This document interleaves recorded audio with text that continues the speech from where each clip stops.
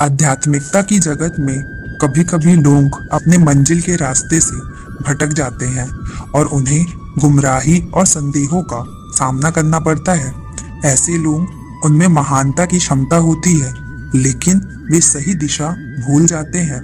हिंदू पौराणिक कथाओं में प्रकट हुए देवता भगवान कृष्ण की वाणी में ऐसे मनुष्यों के संकट को व्यक्त किया गया है।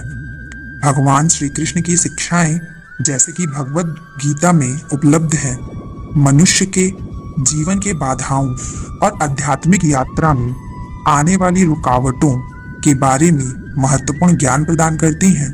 इन पवित्र ग्रंथों में हमें जीवन की चुनौतियों के माध्यम से निकलकर धर्म के पथ पर वापस लौटने के लिए मार्गदर्शन और बुद्धिमत्ता मिलती है। कृष्ण जी की मनोविज्ञान की महत्वता और हमारी असली पहचान की महत्वता को बताते हैं। उन्हें यह याद दिलाते हैं कि हम सिर्फ भौतिक शरीर से परिभाषित नहीं होते, बल्कि हम अमर आत्मा हैं जिनमें देवीयता निवास करती है। लेकिन माया की भ्रांति और संदेहों के आकर्षण में हम इस मूल सत्य को भूल जाते हैं। हम इच्छाओं, मोहों और अस्थायी सुख के पीछे भागते रहते हैं और अपने सच्चे उद्देश्य को भूल जाते हैं कि हम इस पृथ्वी पर किस लिए आए हैं या भगवान ने हमें किस लिए यहाँ भेजा है। एक उदाहरण के माध्यम से इसे समझते हैं। एक व्यक्ति अपने स्वार्थ और भोग के पीछे धागा डालकर दौड़ने लगता है। उसे सब कुछ प्राप्त करने की इच्छा होती है, उसकी भूमिकाओं और सम्मान की आकांक्षा होती है। वह समझता है कि सफलता और संतुष्टि इस दुनिया में ही मिलेगी।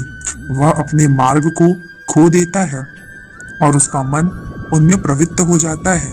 लेकिन जब वह भगवान श्री कृष्ण के शिक्षाओं को सुनता है, तब वह उसे यह बात समझ आती है कि असली संतुष्टि और अनंत खुशी केवल आंतरिक आत्मा में ही मिलेगी। उसे यह ज्ञान प्राप्त होता है कि उसका असली उद्देश्य जीवन में अन्य लोगों की सेवा करना है, ना कि स्वयं को महत्व देना। वह यह समझ जाता है कि सच्ची सफलता और सम्मान दूसरों की हेल्प करने से प्राप्त होती है। उसे यह अनुभव होता है कि निस्वार्थ कर्म करने से वह आत्मा से जुड़ जाता है और अपने अस्तित्व की संपूर्णता महसूस करता है। सारांश के रूप में भगवान श्री कृष्ण की वाणी उस भटकते मनुष्य की दुविधा को प्रकाशित करती है और उसे धर्म के पथ पर वापस लौटने के लिए मार्गदर्शन प्रदान करती है।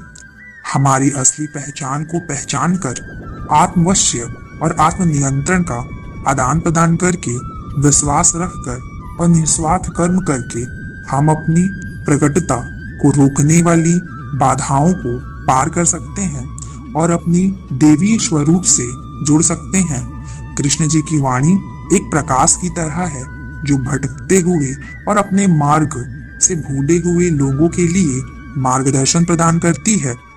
राधे राधे।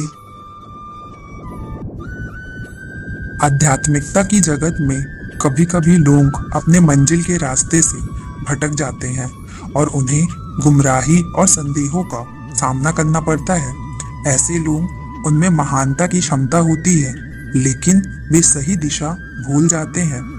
हिंदू पौराणिक कथाओं में प्रकट हुए देवता भगवान कृष्ण की वाणी